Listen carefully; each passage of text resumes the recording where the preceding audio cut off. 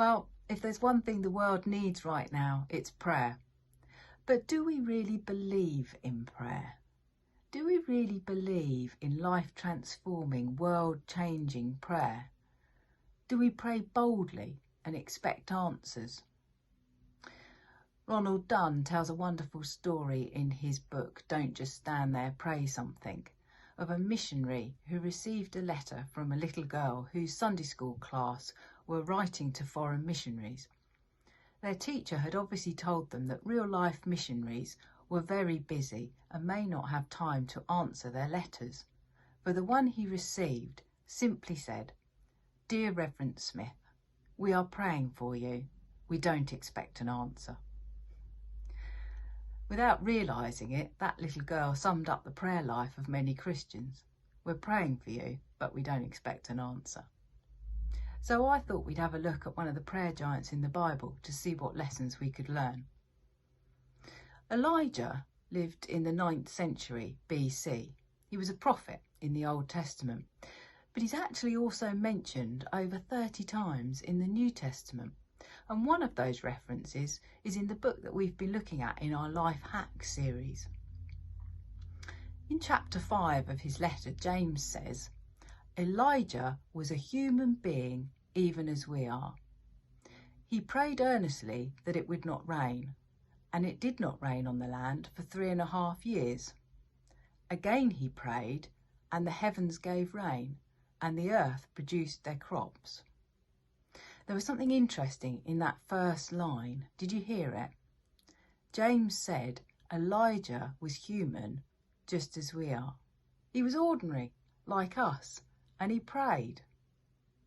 Now, if you read the rest of Elijah's story, which can be found in 1 Kings 17 to 19, you will see that as well as affecting the rainfall, Elijah also raised a young man from the dead and caused fire to fall from heaven. Not only incredible prayers, but Elijah lived during a very dark era of Israel's history.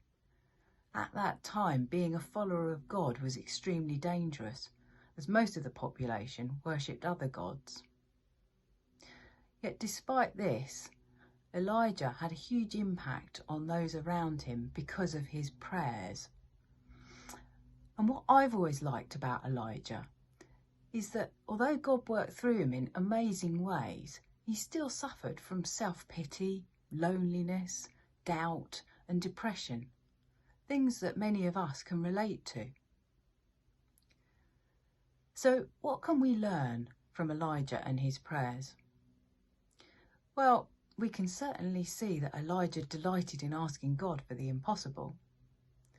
We can see that he believed he had received what he'd prayed for, and that he didn't give up.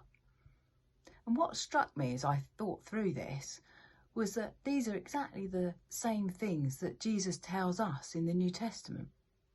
In Matthew, Jesus tells us that with God anything is possible. In Mark, he tells us to believe that we've received what we're asking for.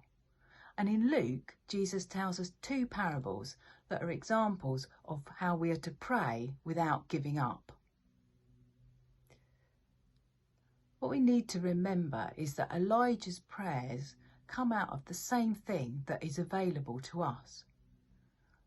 Relationship with God and knowing him, which is available because of the death of Jesus on the cross. Our most powerful resource is prayer, and yet so often we seem to see it as some sort of last resort. We need to remember that actually praying is the best thing we can do, because God's power is infinitely greater than ours.